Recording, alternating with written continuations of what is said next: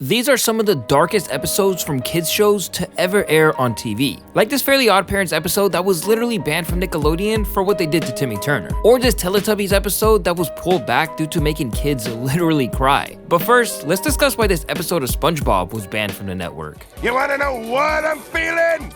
Yes!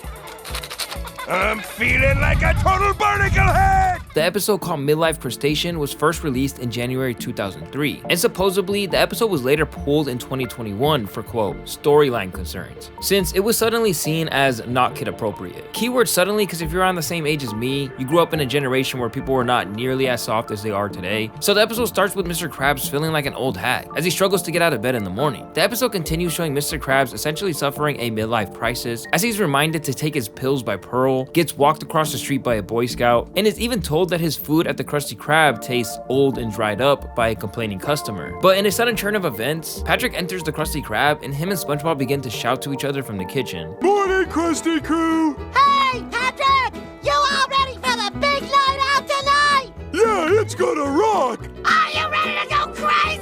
Which provokes Krabs' curiosity. After Squidward essentially tells them to just shut up, they continue to have the conversation in the kitchen, and Mr. Krabs eavesdrops on them from the door to his office. He then asks if he could come with them on their night out, but Patrick thinks he might cramp their style. Stop!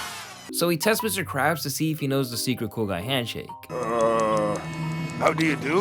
Fine, and you? Alright, you're in. At 8:01 p.m., SpongeBob and Patrick show up to Mr. Krabs' house fashionably late, and they all get ready for the big night out, but it ends up not being worth the hype. SpongeBob and Patrick's idea of a big night out consisted of them going to places like the wash to watch their faces spin in the mirror, or heading to places like the library, the dentist, and even the highway to clean up the community. However, none of which have yet succeeded in remotely amusing Mr. Krabs. Finally, they're at a children's arcade called Bunny Buns, and SpongeBob once again asks if Mr. Krabs is feeling it. Multiple kids at once ask him over and over, which results in Mr. Krabs having a full-on panic attack and becomes an absolute demon, resulting in him getting furious and taking his anger out on SpongeBob and Patrick, calling them lame for taking him out on these bizarre adventures that do not seem to live up to their promise of coolness. He then angrily decides to cancel the night and go home, but Patrick decides to change his mind by saying that he will miss out on the panty raid. I guess you're gonna miss the panty raid. The what? The panty raid is not so family friendly when you think about it. This specific event consists of invading a woman's house at night and stealing her underpants. That's when Mr. Krabs reconsiders and then agrees, promising to take back his comments about SpongeBob and Patrick being lame if they succeed. But it only gets worse from here. SpongeBob, Patrick, and Mr. Krabs arrive at a house and climb through the window without anyone noticing. They then make their way to the drawers and successfully obtain an unspecified woman's underwear. However, they are caught red-handed when the woman turns on the light and catches the boys in the middle of the act. And it turns out to be none other than Mr. Krabs' freaking mother. Something SpongeBob didn't tell him because, well, he didn't ask. As a result, Mr. Krabs is grounded by his mom and sent to his room. SpongeBob then apologizes for what happened, but Mr. Krabs forgives him, as being in his old bedroom made him feel a little bit younger. Classic ending. But apparently, Nickelodeon thought this plot was too inappropriate for today's generation. And in March of 2021, viewers watching SpongeBob on Paramount Plus noticed Midlife Crustacean was missing from the streaming service since it launched. But this episode is nothing compared to the banned Rugrats episode called Incredible Story Jam. But we're gonna discuss that one later in the video. First, let's discuss why this episode of Fairly Odd Parents was banned. Happy birthday, AJ! This computer, it's Amazing? Ta-da! My friends and teacher might be unappreciative. It's... Perfect, beautiful, amazing. you missed a spot here and here, Fine! You know what? I wish I was never born. and you missed a spot here.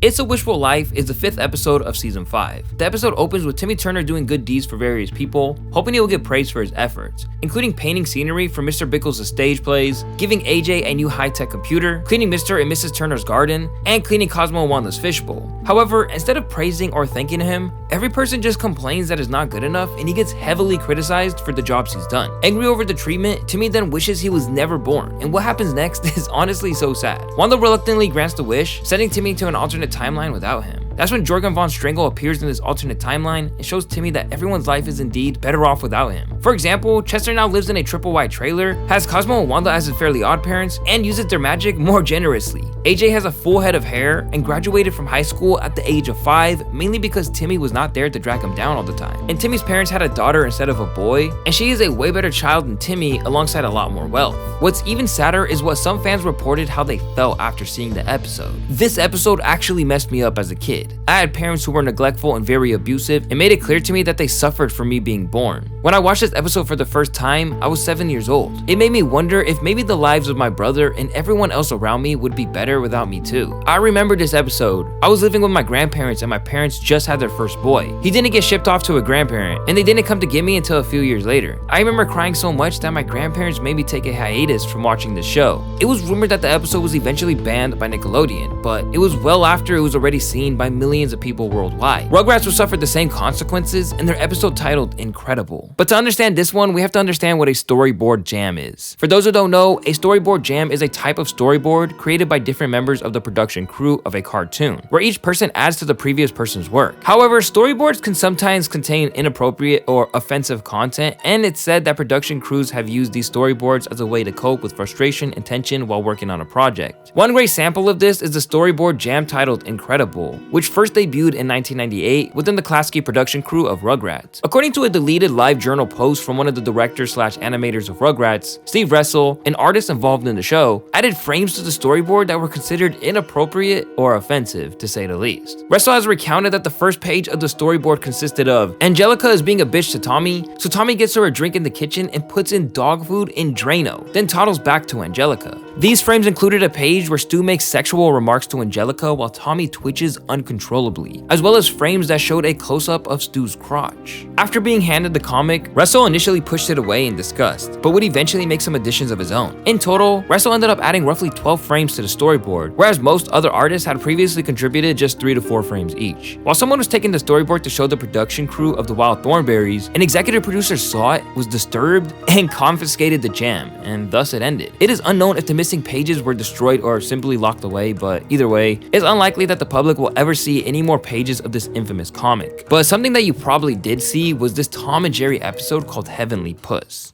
And if you like what you're hearing so far, don't forget to subscribe. Unlike the rest of the episodes in this video, this one wasn't banned. However, we never understood how deep it truly was as kids. Heavenly Puss is the 42nd episode that aired for the first time in 1949, but we all probably saw it re-air on Cartoon Network at one point. The episode begins with Tom resting by the fireplace as Jerry peeks through his mouse hole and runs under the chair to hide from Tom. Jerry then climbs up a table and hides behind the candle, and while he was checking if the coast is clear, Tom picks up a knife, getting ready to strike him. Then Jerry puts his hand out to grab a biscuit, but Tommy hits his hand with a knife, causing Jerry to run for his life. What follows is a frenzied cartoonish chase as Jerry tries to outsmart Tom and avoid being caught, but he is foiled by a loose carpet which he pulls, and a large piano falls down the stairs and squashes him, resulting in him literally losing his life. But that's not even the darkest part. Tom's soul rises up on a golden escalator to the heavenly gates of a railroad station where the Heavenly Express train awaits, carrying the souls of deceased cats to their final resting place. Tom joins the queue behind other deceased cats, including Butch, who died in a fight with a bulldog, Frankie, who was struck on the head with a flat iron while caterwauling on a backyard fence, and Aloysius, who got run over by a steamroller. The gatekeeper then calls out the names of 3 kittens, Fluff, Muff, and Puff, which are 3 kittens seen in multiple episodes. They all come out of a small bag with water dripping, which implies that they were suffocated and drowned in a bag of water after their owner disowned them. If that wasn't dark enough, wait till you hear how this one ends. Tom tries to sneak past the gatekeeper but is caught and told he cannot board the train because he spent his life persecuting Jerry instead of befriending him. Tom is then given a certificate of forgiveness for Jerry to sign within only 1 hour, and if he succeeds, he will be allowed to board the train to heaven.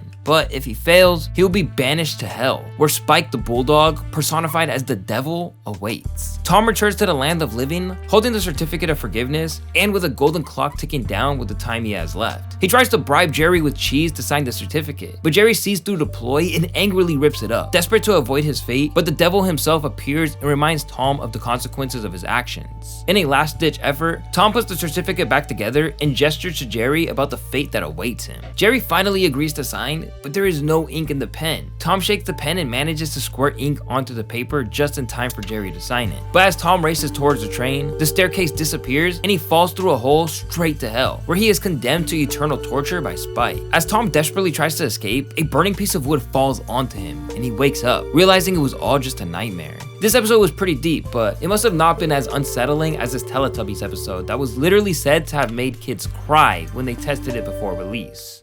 The year was 1997, and children all over the world were captivated by a delightful TV show called Teletubbies. With their colorful outfits and funny language, Tinky, Winky, Dipsy, Lala, and Po quickly became the beloved stars of the show. But one episode in particular would leave kids shaking in fear and parents outraged. In this episode, 2 new characters were introduced, but these creatures were not like the lovable Tubbies. They were dark, menacing, and downright terrifying. The new characters were lion and bear creatures, which each had these weird and creepy looks, but wait till you hear their voices. I am the scary lion with big, scary teeth. I'll hide over here.